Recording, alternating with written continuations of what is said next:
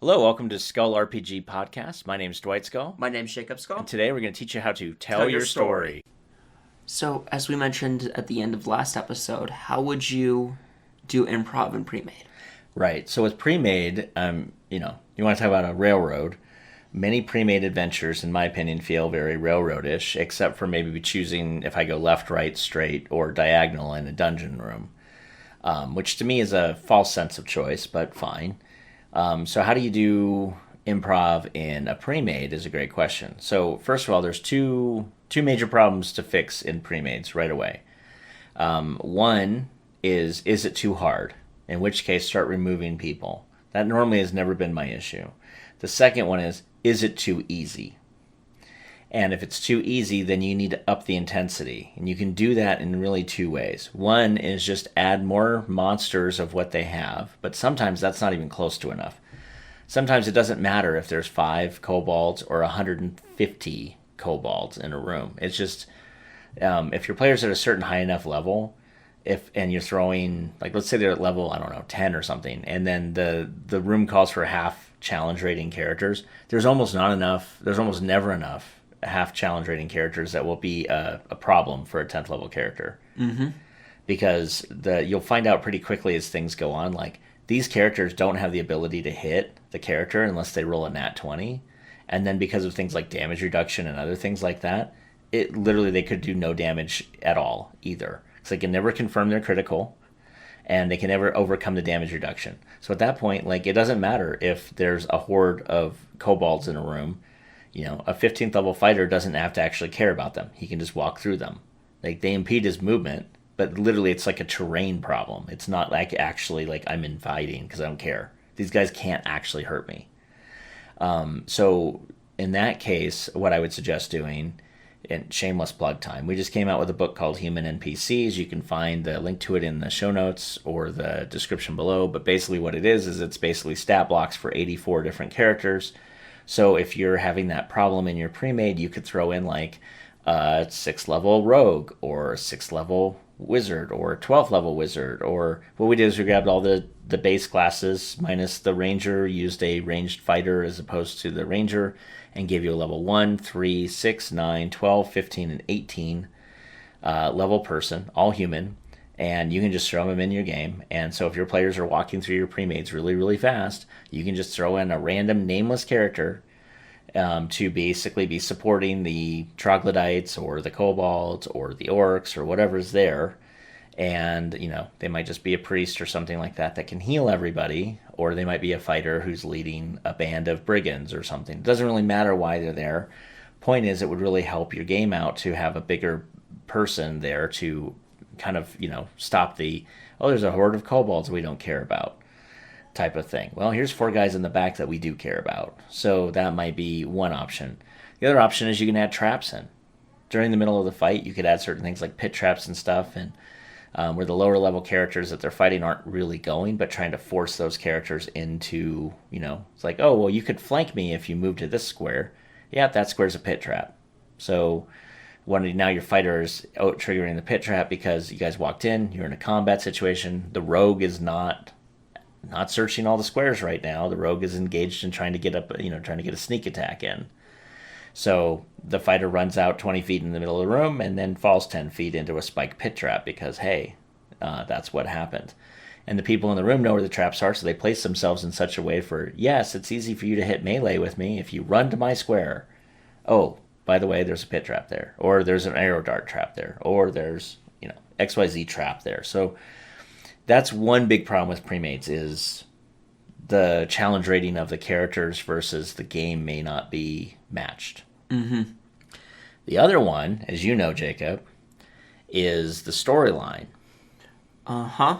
So, just as a recap, give our viewers the one storyline that had the biggest plot hole ever at the end of the campaign. That would be Return to the Ruins of Castle Greyhawk? I think the Expedition to the Ruins of Castle Greyhawk is something the official. Like that. It's a 3.5 module for D&D.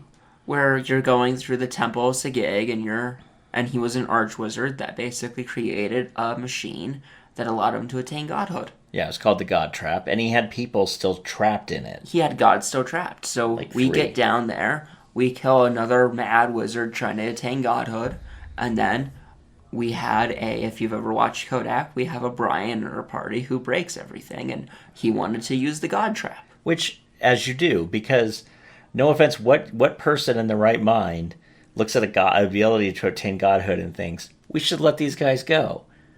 Because, I mean, well, they're all good. Well, none of my players play good characters unless I force them to. They're all neutral or chaotic neutral at best. And to be honest, chaotic neutral is a slippery scale of I need to do enough evil deeds to outbalance the good deeds I've done. And in reality, it's I need to do some good deeds because I'm doing a lot of evil deeds. Yeah, a lot of us were chaotic neutral just because it's the easiest way to go, or true neutral. Right. If you don't allow us to be chaotic. Exactly. So these guys wanted to become deities. There are no rules, no reason, no ability not to do it. And because I have a min-maxer rules lawyer in my party, Matt, who's been on the podcast before, he literally could not roll below a 40 in the knowledge arcana. In any knowledges. And well, in any knowledge. But I mean, he does a knowledge arcana and he's getting like a 60 something. And it's like, well, crap, he probably understands how this works enough. So I literally had to make a rule, talking about improv, where I said, okay, here's what's going to happen. We are going to do an alternate reality. We are splitting reality. So in your guys' reality, Matt, you tried the god trap and it failed. It did not work. You killed the 3 deities in there and y'all got bumped up by 5 levels. Congrats, we're done. Now, let's play. Now this game's over. Like, we're done. You guys have done everything you needed to do. Is there anything else you care about doing? No, we're fine. Okay, great. So we go on with life. So let's now spend the next 4 game sessions. What if, alternate reality, it's never happened, Matt, you became a god through this. And then Matt proceeded to use the god trap to then ensnare other deities, to then bring them here, to then make the rest of the party a god. And because we were playing alternate reality, I didn't care that they broke my game. Just didn't care. Also, we were at the end of the game, so I didn't care then either. So that may be a fun thing to think about, is to literally say, okay, we're going to put a pin in our game right here. We're going to pause our game. But we're going to do an alternate reality where you do succeed at this. But in real reality, you failed. Okay? Didn't work like you thought. Maybe you got some really cool bonuses out of it, but like you're not becoming a deity. But we're going to spend the next 5 or 6 game sessions playing in an alternate universe where you did.